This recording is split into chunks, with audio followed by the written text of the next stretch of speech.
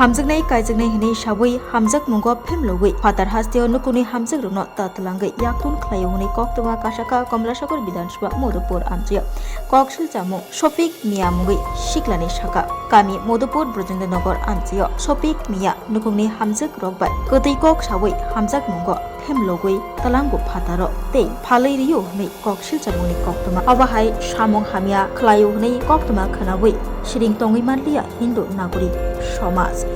Nagorik Samajni State President Orof Haldar Belakino Joli Jakha Nukungni hamjak rokno target khlai hamjak mungo phemlogui fataro khogoi talangu tei aro talangai kebang rang bai phalai riyo nukungni hamjak rokno haini bagai koksil jamung siljajaknai Shofik Miano romnani sanakrak nislai krak masra Shofik Miano rnani sanmung pisaka Hindu Nagorik Samajni State President Orof Haldar আমার সাথে আমার কিছুদিন আগে মনে করেন 6 মাস আগে আমার হাজবেন্ডের লগে একজন তারা বন্ধুত্ব আছিল আর কি।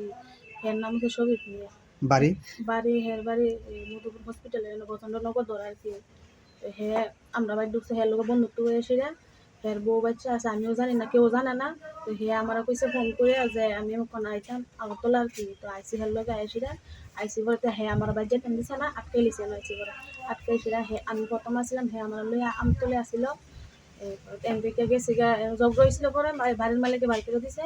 তো এমপিকে গেছে হোটেলে একদিন আসিলাম পর আমি একলাই আসছিলাম হোটেলে, হে আসছিল না, হে নিয়ে দিয়েছিল। এরপর এমপিকে গেছে যোগেন্দ্রনগর এই মদিনা মসজিদের হেন ভাড়া থাই আর কেমন হে মায়ের দুর্গত বাড়ি থেকে ফোন করলে বাইক ফোন করলে হে আমার মায়ের দুর্গত কালকে রাত্রে আমার ফোন করছিল বাড়ি থেকে ফোন করছে পরে হে সামনে আসছিল।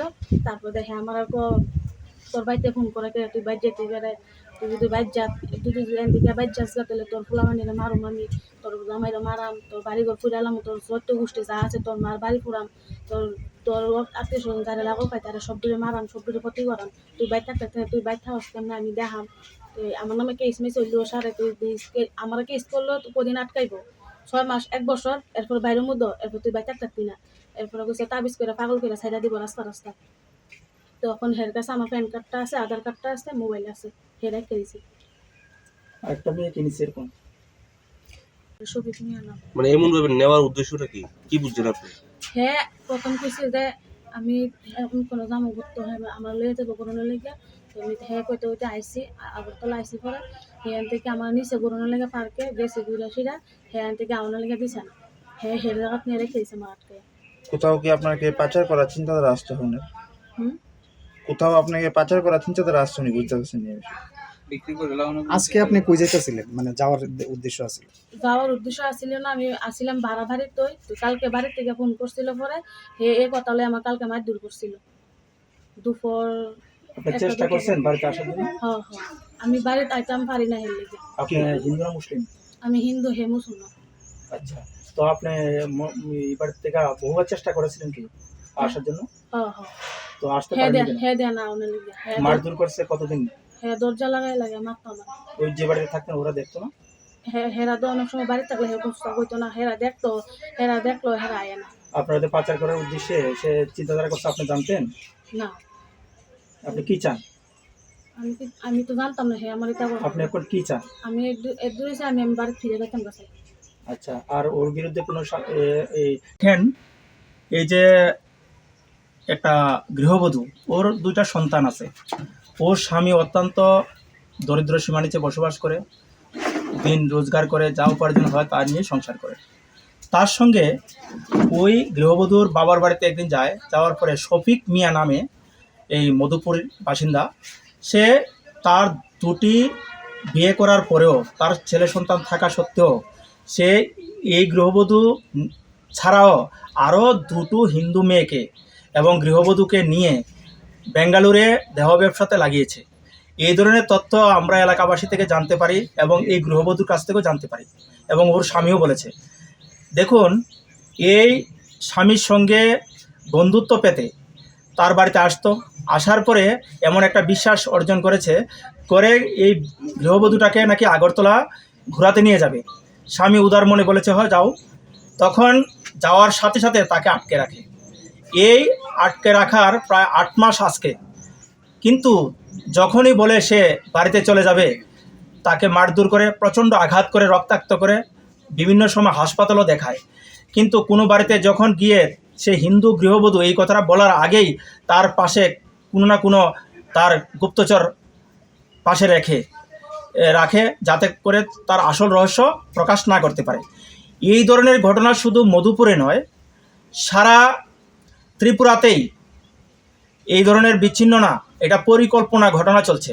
কেউ কেউ ভাবছেন এটা বিচ্ছিন্ন ঘটনা নয়, ওদের একটা উদ্দেশ্য হিন্দু মেয়েদেরকে, গৃহবধূদেরকে ভালোবাসার ফাঁদে ফেলে বিভিন্ন রাজ্যে পাচার করা এবং ধর্মান্তরিত করা। আজকে আমরা গতকালকে আমি কলকাতা থেকে আসি, মুর্শিদাবাদ নয়াপাড়া ওই নবগ্রাম বলে একটা জায়গা আছে, সেখানে আমাদের ত্রিপুরার গৃহবধূ এবং মেয়ে 30 জনের উপরে এখানে রাখা হয়েছে চুল বিক্রি করতে এসে, রাজমিস্ত্রি কাজের নামে এবং বিভিন্ন ঠিকাদারি কাজের নামে এসে আমাদের গৃহবধূ এবং মেয়েদেরকে ফাঁসিয়ে ওই জায়গাতে নিয়ে যায়। আমরা তার অ্যাড্রেস অনুযায়ী মুর্শিদাবাদেও যাই, সবাইকে উদ্ধার করব, কিন্তু তার মধ্যে আমরা 3 জনের অ্যাড্রেস পেয়েছি, আর বাকি জনের কোনো হদিশ পাওয়া যায়নি। এইভাবে এই মেয়েটাকে, এই গৃহবধূটাকেও আজকে নাকি পরিকল্পনা মাফিক এখানে নাকি কোরআনে গোলাগুলি হয়েছে বর্ডার সীমান্তে, একজন নাকি মাফিয়া মুসলিম সে নাকি তার সাথে আলোচনা করেছে ওই মেয়েটাকে বাংলাদেশে নাকি পাচার করবে। এই খবর পেয়ে আমরা তড়িঘড়ি এখানকার বিধায়িকা অন্তরা দিয়ে আমাকে ফোন করেছে এবং এলাকার কিছু সমাজসেবী যাদবদা, দীপঙ্করদা ওরা আমাদেরকে ফোন করেছে। ফোন করার সঙ্গে সঙ্গে আমরা পরিকল্পনা নেই গৃহবধূটাকে কীভাবে উদ্ধার করা যায়। উদ্ধার করার পর জানতে পারি গতকালকে যাওয়ার বা স্বামীর ঘরে ফিরে আসার জন্য চেষ্টা যখন করেছিল, তাকে নিয়ে যোগেন্দ্রনগর মদিনা মসজিদের পাশে আপন ভুইয়া নামক এক ব্যক্তির বাড়িতে ভাড়া রাখে। ওনাকে আমরা ফোন করি, উনি বলে আমরা আমাদের বাড়িতে রয়েছে, কিন্তু আমরা কি করব। আমি বললাম যে ও স্বামীর সাথে ডিভোর্স হয় নাই, এটা তো অবৈধভাবে আপনারা রাখছেন, আপনারা কি জিজ্ঞাসা করতে পারেননি? বলছে আমরা এত কিছু জানি না, আমরা পারবো না, এই তাদের উত্তর। কিন্তু ও আজকে যদি সঠিক বিচার না পায় এবং আসামি যদি রেহাই পায়, তাহলে শুধু আজকে এই গৃহবধূ নয়, প্রত্যেকের ঘরের মেয়ে ছেলেদেরকে রাখা অত্যন্ত কষ্টকর হবে। যখন আমাদের post social media, electronic media যায়, কিছু জেহাদি লোক প্রচণ্ড গালিগালাজ, বিভিন্ন ভাষায় গালিগালাজ করতে থাকে, তাদেরকেও চিহ্নিত করা এবং তাদেরকে আইনের আওতাধীন এনে তাদেরকে উপযুক্ত শাস্তির দেওয়া আমি প্রশাসনের কাছে অনুরোধ করব। আর এই গৃহবধূর যারা ওনাকে লাভ জেহাদের ফাঁদে ফেলে ফাঁসিয়েছিল, ওকে অতি সত্বর যদি গ্রেপ্তার না করা হয়, আমরা সারা ত্রিপুরাতে লাভ জেহাদের বিরুদ্ধে এমন আন্দোলন গড়ে তুলব যাতে করে প্রশাসন কঠোর থেকে কঠোর হস্তে তা বিচার পাইয়ে দেয়। আপনারা কি মামলা করেছেন? মামলা এখন করতে যাব এবং মামলা আমরা এর আগেও একটা মিসিং ডায়েরি করা হয়েছিল। এমনকি বিশালগড় থানাতে আমরা যখন মিসিং ডায়েরি করতে যাই, বিভিন্ন অজুহাতে ওদেরকে পার্সোনাল ওর সাথে কথা আছে, ওকে বিভিন্ন রকম মেডিকেল করতে হবে, অমুক করতে হবে, তখন আমাদের হিন্দু মেয়ে এবং গৃহবধূরা তাদেরকে এমনভাবে ভাষা প্রকাশ করে তারা যেন ভয় পায়। এই বলে কি আমরা ঠিক আছে আমরা মামলা করবো না, এই বলে তারা পিছিয়ে আসে। এরকম বহু মামলা আমরা পরবর্তী সময় দেখা গেছে এই ধরনের মামলা করতে যাওয়া মেয়েগুলি আর ফিরে আসেনি, তারা লাভ জেহাদের শিকার হয়েছে। আমরা এটা হতে দেব না। আজকে আমরা সঙ্গে যাব, মামলা করব, সঙ্গে সঙ্গে থানা কর্তৃপক্ষ যেন অতি সত্বর পদক্ষেপ নেয়। আপনি যে অভিযোগটা করেছেন এটা তো পুলিশ প্রশাসন পুরোপুরি কাঠ করে এসে দাঁড়িয়েছে।